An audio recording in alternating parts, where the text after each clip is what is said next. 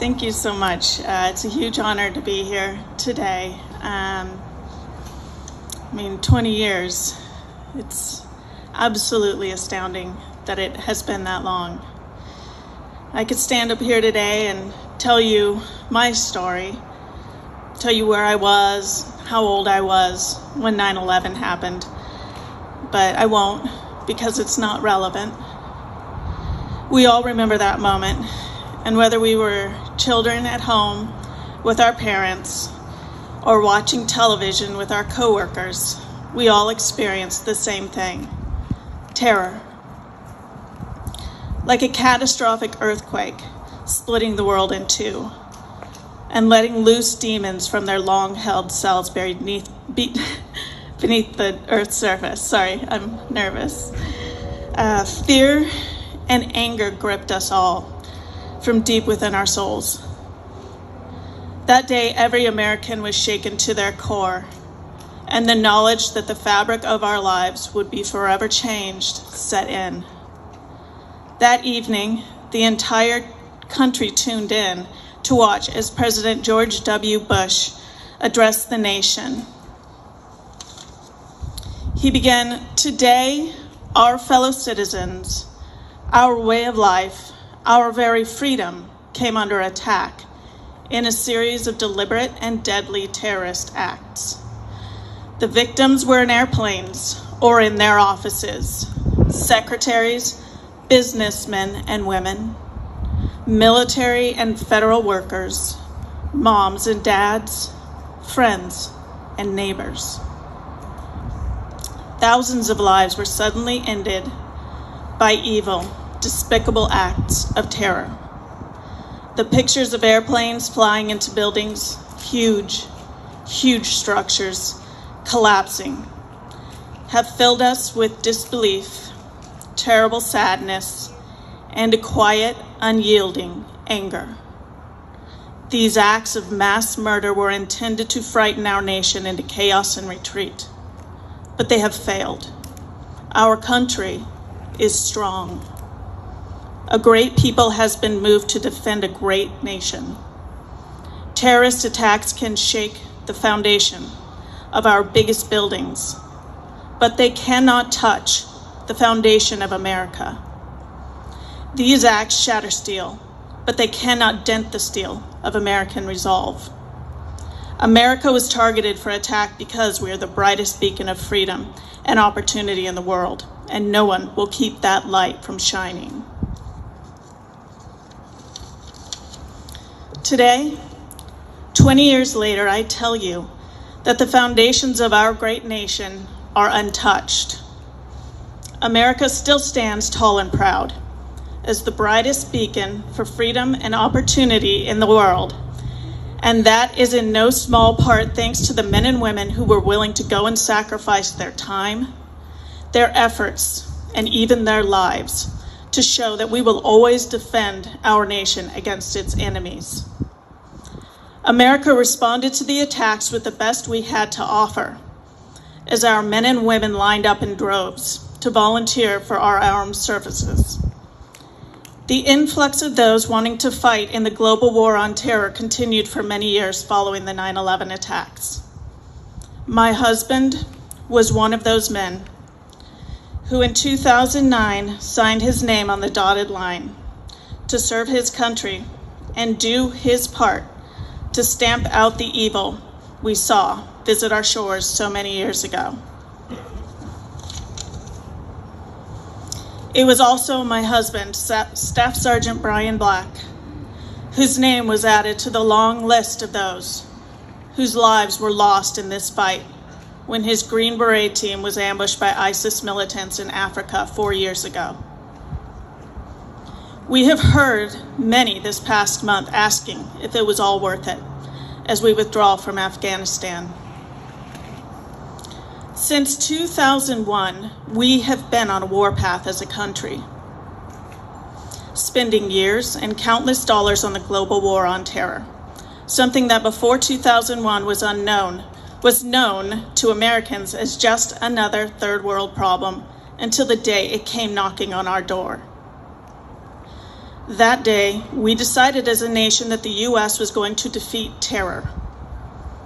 The problem with defeating terror is that it is not static.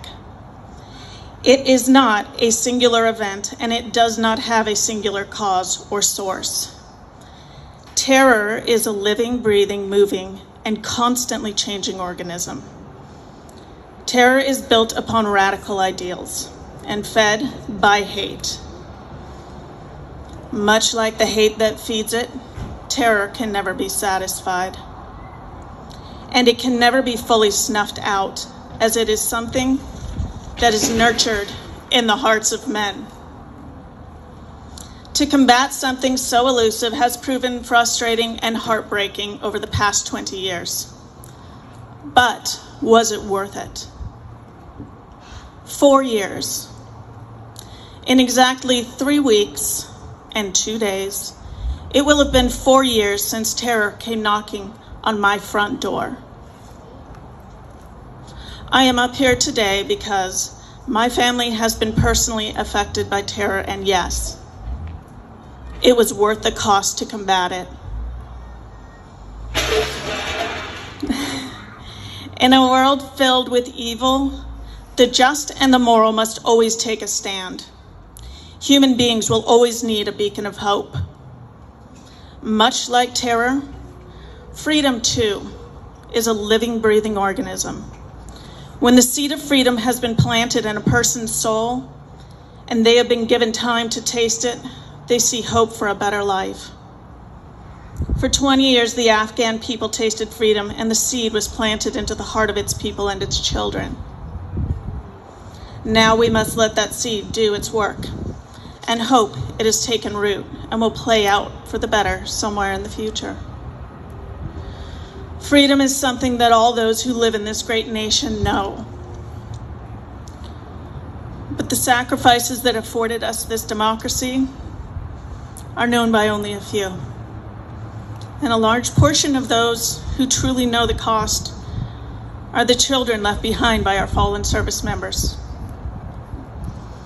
In our times of reflection, my sons often remember who they are as children of a hero and think on the legacy their father left to them. Every one of our nation's heroes leave behind a legacy of courage that their children carry with them each day in their hearts. It is often the children of our nation's heroes who go on to fill their parents' boots. And so when one soldier falls, 2 more rise up in their place. We are a nation of brave men and women who deserve our respect of their sacrifice, and that is why we build monuments to remember our warriors. We say their names and honor them, knowing full well that one day our children may be them.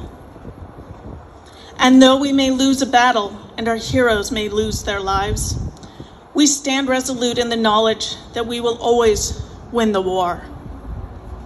Our heroes die knowing their children will be raised in the greatest nation on earth with every advantage known to man. Terrorism is born of cowardice and hate, but freedom and democracy is born of courage and love. So let's celebrate our differences and hold tight to our freedoms, never forgetting the true cost of sacrifice. To understand that cost, we must fully understand sacrifice. When we use the word sacrifice, we often imagine one act. But really, sacrifice is a way of life. It goes on and on once you've committed to it.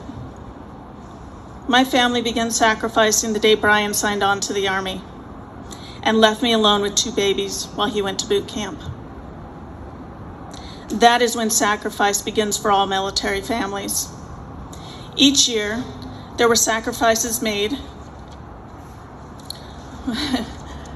Hope I'm not missing a page. No. But each year there were sacrifices made with the understanding that one day our family may very well have to make the ultimate sacrifice. We give up so much when we commit to a life in the service to our country. We give up our home and our friends, as we move multiple times, wherever the military tells us to go.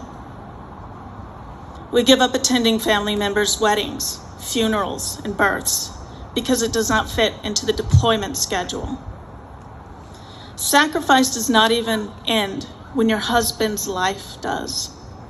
For my sons, they have lost the father who would teach them how to throw and catch a ball, tie a tie, be a good sport, talk to a girl they like. The sacrifice of the fallen is a long and painful list. Do not be fooled into think the sacrifice of the fallen ends when the final shot is volleyed. The sacrifices made by the men and women protecting our freedom plays out over generations. It plays out in the lives of their husbands and their wives, their children, their grandchildren, their mothers, their fathers, their sisters, their brothers. It also plays out in the lives of those who stood beside them in battle and had to carry the news and the scars back home with them. But more precious than the lives lost is the freedom that their sacrifice afforded. Our men and women over generations have given their lives without hesitation to defend and protect this great bastion of freedom and hope, known as America. May we never ask even for a second if it was worth it, when a widow like me will tell you without hesitation that it absolutely was. Thank you.